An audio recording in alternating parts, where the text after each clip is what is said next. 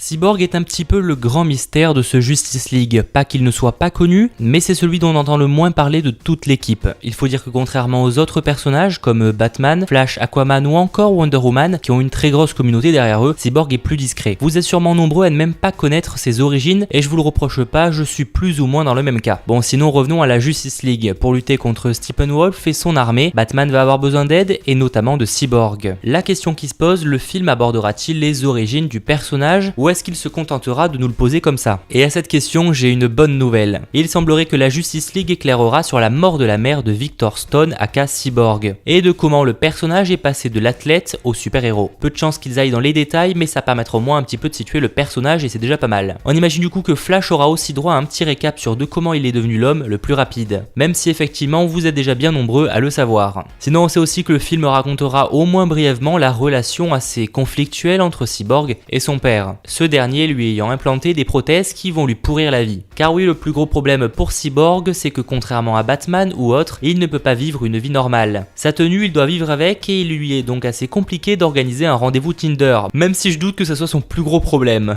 Enfin en tout cas pour ceux qui se posent la question, le père de Cyborg, du nom de Silas Stone, sera bien présent dans la Justice League. C'est notamment lui qui aidera le personnage à sortir de l'ombre, on peut donc le remercier. Bref, on pourra voir Cyborg en action en novembre dans le film Justice League, et sinon plus tard dans son film solo, normalement en 2020. Dites-moi comment vous appréhendez la chose, à mon avis le début du film sera vraiment concentré sur l'union des différents héros et leur présentation. C'était Mathéo, ciao tout le monde.